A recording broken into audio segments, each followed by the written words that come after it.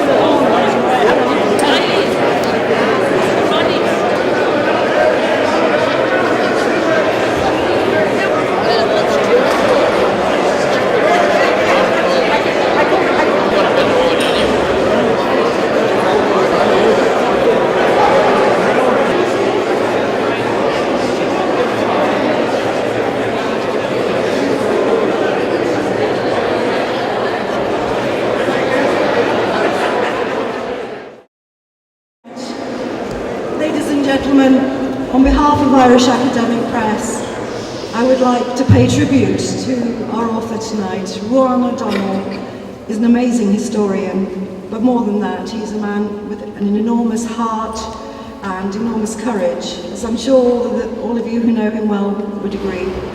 And we are very proud that tonight we can launch his book, a book that has been with him for a very, very long time. I hope he's as pleased as we are with what we have here tonight, but I would like to thank all of you as well for being here and supporting the book and for being together and for thanking him for the amazing historical service that he's provided here in this book tonight. We're going to be hearing from Rowan very shortly. I hope all of you who want to have got somewhere to sit, and I hope you can all hear as well as you need to. I'd like to ask Rowan now to come to the stage and say a few words. Thank you.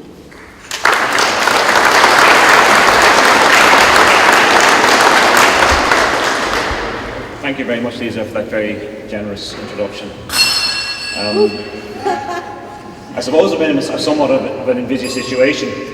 It took me 280,000 words to get Volume 1 done. Volume 2 is on the way, and a variant of a Volume 3 is in the pipeline, hopefully, if things go as planned. So how can I say a few words about a project of this magnitude? Well, the short answer is I can't.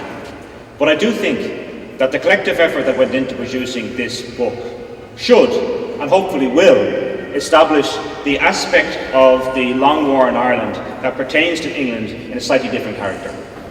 Now, I have to say, without in any sense betraying my own discipline and being difficult about the field in general, I think it's fair to say that the history of such things as the modern Irish conflict, the Long War, of the revolutionary left, and other aspects of radicalism in recent and modern Irish history, what's sometimes been called absurdly contemporary history, is very, very immature.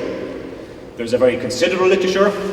The shelves of many a library, particularly academic libraries, are groaning under the extent of the tomes that they carry, and most of them are unadulterated rubbish, rehashed nonsense feeding off each other without ever going or attempting to go towards the source for the type of insight that will enable and facilitate a more, I suppose, reflective view of these exceptionally important issues. And it's probably because they're so important that the scale of scholarship is so poor, that they're too important to allow the likes of mere mortals attempt to develop. And this is something that has to be corrected. Now, there is an analogue.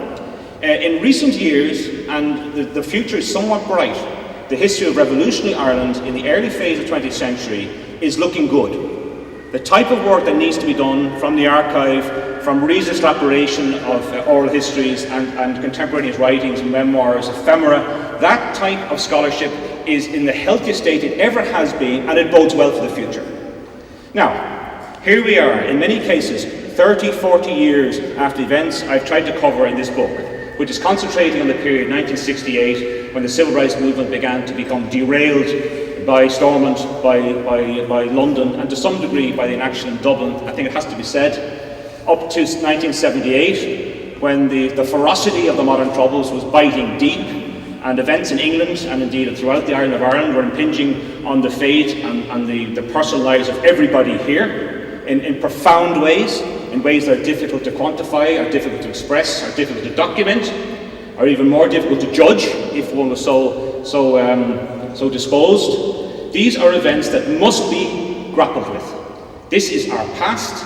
It is the history of the people of these islands, which has been contentious and friendly and contentious again in many different ways. It's complicated. It does not lend itself to any single volume, any single style of historical approach, and there's room for a great deal of work by a great many people. Now, in that vein, I don't want to say too much about it because I could literally be here all night, and I know people are anxious to once again exit a prison. I think if the Guinness Book of Records had sent a monitor along tonight, we might have claimed a record for the highest number of former prisoners wishing to go back to a jail. If I could be blackly comic for one moment without in any way attempting to trivialise the terribly difficult issues that are brought up by such things. I have to thank a few people because that is my function. Now, I would of course like to thank the people, the custodians of Kilmainham, the modern custodians, and indeed, in retrospect, those who ensured it isn't a car park, those who ensured that the roof structure remained intact. I can name people like Frank Driver. There are many others involved. Many of you here will know their names. Some of you, I know for a fact, were actually involved in those volunteering restorative projects, which saved this for the Irish nation at a time when it was in dire need of being saved. So thankfully, this structure stands. And for us to stand here, in the halls and the cells and the blocks, where people like Robert Emmet, who I don't think would have ventured out a night like that, but Robert Emmet was held before his execution. Where the men of 1916, where James Connolly and Pádraig Pearse and Thomas Clark, MacDonagh, McDiarmid and all the others drew their last breaths, it is difficult to describe, and it's not possible to even pretend any hint of so-called objectivity about it. These things are very deep indeed. And if they're not in our psyche, they should be. It would be a fault of our education system if all Irish people, and indeed those who are affected by the issues emanating from Ireland, including ordinary Britons, and in many cases North Americans and Australasians, are not aware of our sense of where this place is, what it represents, and what it constitutes even now. I suppose it's stone, but it's also organic, and it's in our blood, unfortunately. But this is a very fitting venue. Now, the downside of having it here is that many people who wish to stand here with us physically could not be accommodated. And again, the staff have done their very, very best to ensure that the maximum number were admitted, and I thank them for that. The publishers, Lisa, have done Trojan work on this. The production schedule for this book was somewhat advanced. That entails certain logistic problems of timetabling and reflection and the usual issues that go into the long gestation of any book. A book like this would normally spend about a year at final manuscript form before it appears in print on a shelf, and this one certainly didn't. Stuart Cass, I would like to thank him. He couldn't be here today, but Stuart put his weight behind this project, without which it couldn't have happened.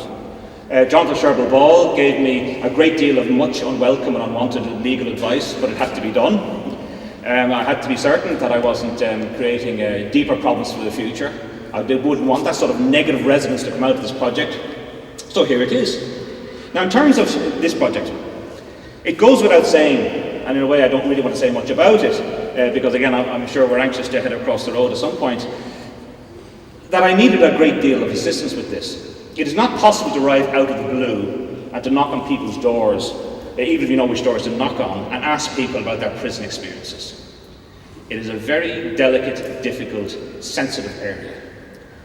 If there's one thing I've come to realise deeply, is the extent to which imprisonment definitely changes everyone, and it changes not only those who are deprived of their liberty, and in many cases additionally brutalised, but also their families. There can be no so-called normality, whatever that is, after an experience of prolonged imprisonment.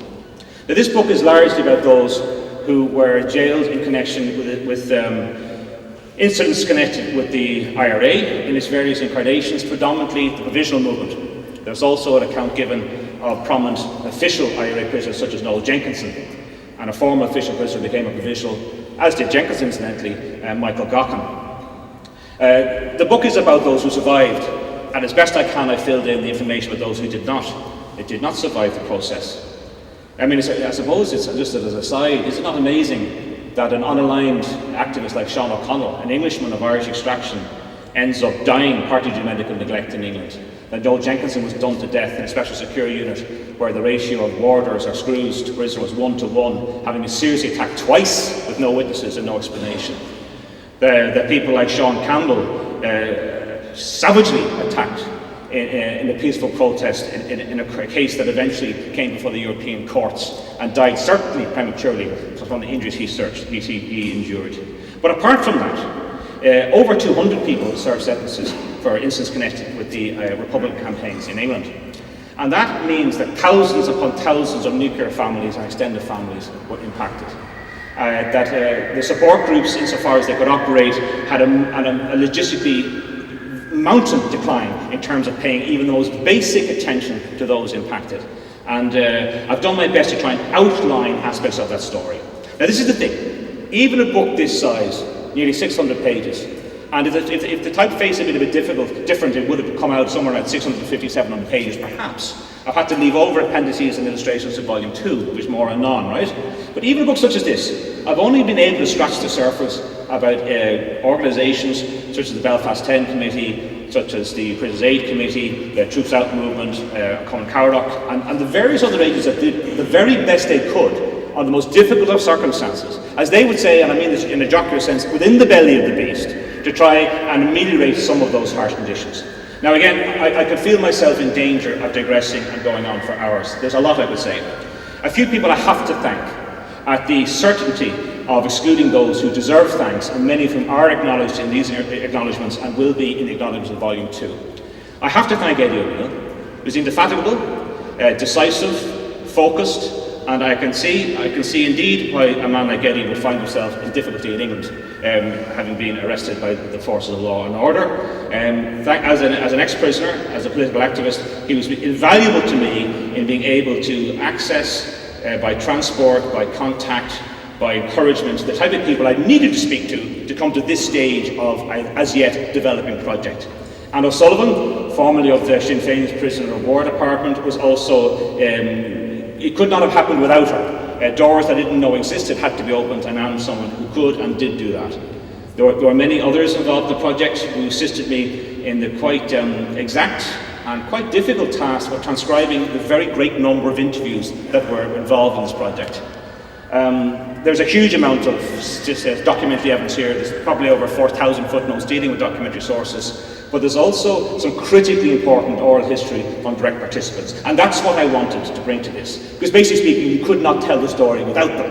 And any attempt to deal with the modern troubles without speaking to the main protagonist is doomed to rehash and repeat all the other nonsense already in print, and it's worthless. Well, forget it.